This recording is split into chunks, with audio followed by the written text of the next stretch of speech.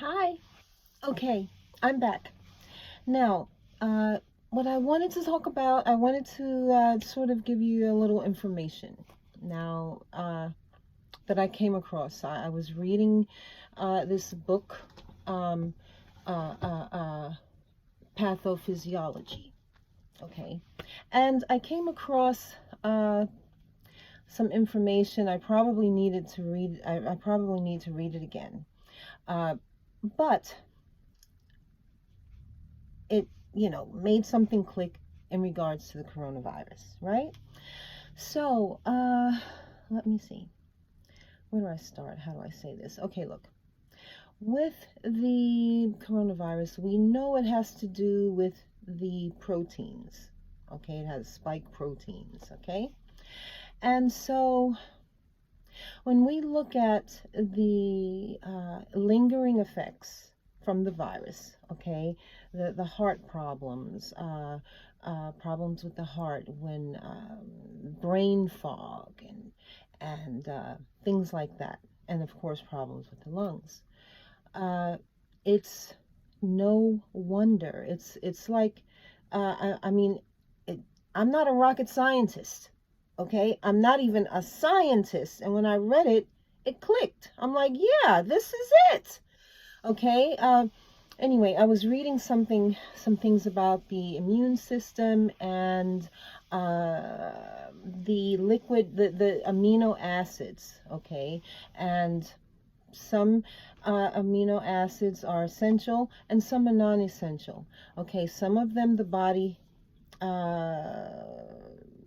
makes through the proteins, but a lot of the amino acids that our body needs, especially for the different functions, is we get that from the foods that we eat. Okay, so when we look at all the things, okay, with the heart, with the lungs, with the brain fog, okay, and we know that the coronavirus, the proteins, okay, are involved, okay, that's the main thing of the virus that is doing the bad stuff. Okay, so what it's doing actually is going in and attacking those areas of let's say of high protein. I think that's how I would describe it. Anyway, the mucosal areas of the body, okay, which the heart has. I think the heart may have the most mucosal membrane and connective tissue in the body, of course the lungs, and then of course the brain has a lot of that. But not only that, it might also have to do with, that's where the proteins that we need in our body are there. Okay, so oh, am I explaining this right? Well, if you're a doctor, if you're a scientist, you know exactly what I'm talking about. So it's no wonder, okay, that you see that these lingering effects, because it's sort of like uh, the proteins and probably the proteins are sort of extracted or broken down, okay, and so or destroyed, and so that's why we see the brain fog, because we need the amino acids, okay, we need the amino acids to build to build the proteins that we need for these different parts of our body. Okay, we need the amino acids, so that would be a thing. Get you some amino acids, okay, some liquid amino. I like Bragg's liquid aminos, okay, and you can, it sort of replaces uh, like soy sauce. It tastes like soy sauce.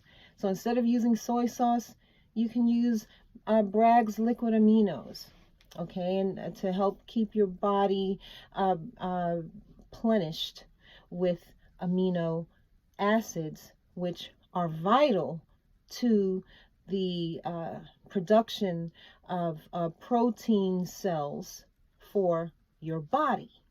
Okay, so yeah, because the coronavirus, it affects the proteins.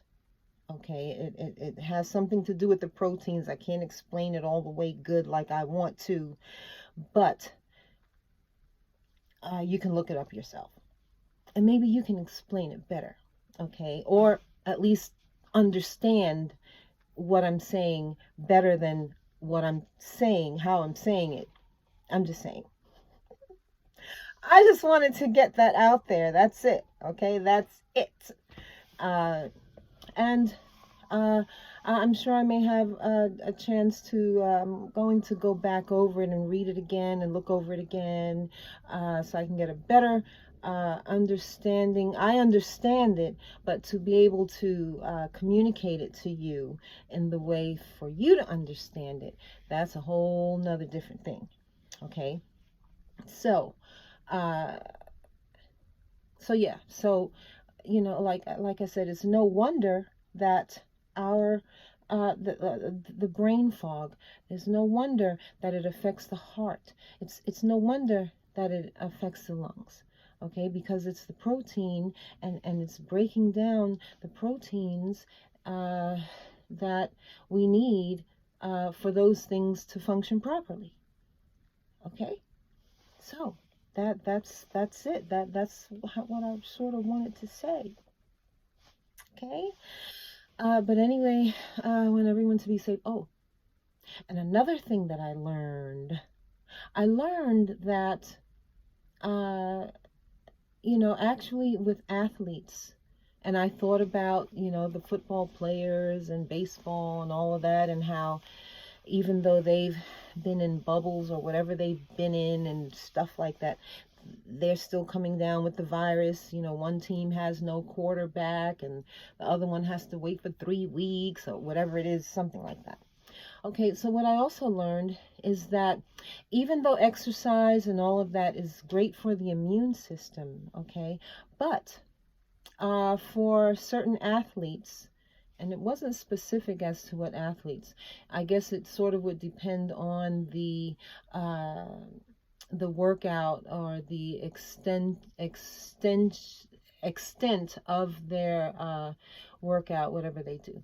Okay, but there is a point in their workout or in their exerting physical whatever physical activity workouts that they are more susceptible actually to upper respiratory infection.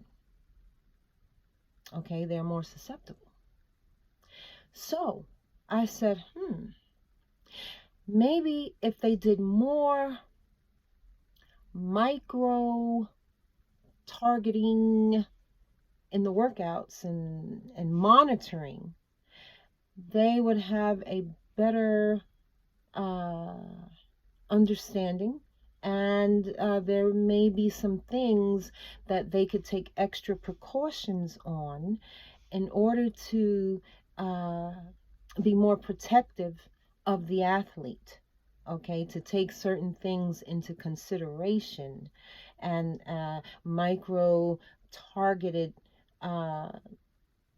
workouts with because if the thing is that they're more susceptible, let's say after their workout, there is a period of time where their immune system drops.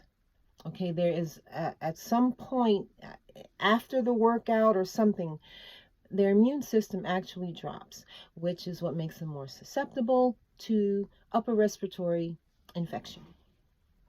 So if you can target that, then you could almost know when they need to be extra careful. Okay, which would be at that time period. Now, I don't know how long that time period lasts, from the time it drops to the time it comes back up. Okay, I'm not sure about that. But come on, The scientists, the doctors, they should know that, or they can look it up, or whatever. Okay, and so maybe that would help in that could help in with the let's see, the personal, with the training and all of that stuff. I'm just saying, I don't know, you can try it. So anyway, that's about all I can say about the coronavirus right now. Everybody be safe. This is no joke. Oh, well, what I do want to say is that, this is sad. This is sad. All these people dying, and people don't want to wear a mask, and, this is sad, because when it first came out, it's sort of like, when they said, oh, it only affects older people, people with underlying conditions, then what? Everyone else said, oh, well, they were fine with that. They didn't care about that. They were fine with that because it wasn't them.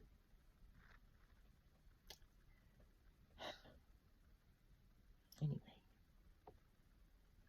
All right. So anyway, do what you got to do. Say no. No, I can't come to your house. No, you can't come to my house. Wear a mask. Go wash your hands. I don't know. Because let me tell you one thing about me, okay? Even if if I go outside, okay, see, I wear my mask. If I go outside for anything, I would wear my mask. If I go outside to take out the garbage, if I go outside to, sweep my porch or whatever it is, okay, I wear my mask. Okay? Now, and the reason I do that, okay, let me tell you something. People can think I'm, over the top, okay? And I don't care what they think, okay? I've walked down to the store and I see some of my neighbors, they're sitting on their porch. I might walk across the street and walk down to the store, because this is the thing. When we look at the virus as being airborne, what do they call it? Aerosolic, whatever you call it. The thing is, let's say I can be on my porch, and let's say my neighbors, they could be on their porch, and they could be laughing and talking. I could be laughing and talking, okay? And guess what? And let's say one of them have the virus or something, and that wind blows, okay? And that wind blows that coronavirus right across my face. I take a deep breath, and boom, I done picked up the virus, okay? So, okay, because it travels. It travels. I've even said it's sort of like a dandelion thing, you see it, the thing, it can blow, the wind will blow it there, blow it here. Okay, because once it comes out, it doesn't die. It lasts in the air for several hours. Okay, so you can think I'm strange. Fine, leave me alone. Okay, don't bother me. Okay, because when it comes down to it, look, you, whoever, okay, you don't pay my bills. You understand what I'm saying? You don't put food on my table, right? If I got to go to the hospital because I picked up the virus because while you was out on your porch laughing and carrying on and I was on mine, and some of that mess blew my way, you're not going to pay my hospital bill. Okay, you're not going to be there waiting for me to get better. You understand what I'm saying? So, and I don't want to have to be there waiting for you to get better. So I'm going to wear my mask, okay? Like I said, if I go outside and if I, let's say, inadvertently forget, which I can't remember forgetting. Well, one time I did. I put whatever my shirt, I was like this. I'm like this. I go check the mail and I'm like this. That's it, honey. Okay, so I'm just saying, you know, but you know, not everyone is like me. I'm one of a kind, but so are you, and so is everybody. We're all one of a kind, and I just want everyone to be safe. I don't want to hear all these people dying. I really don't. It makes me sad. Take care, though.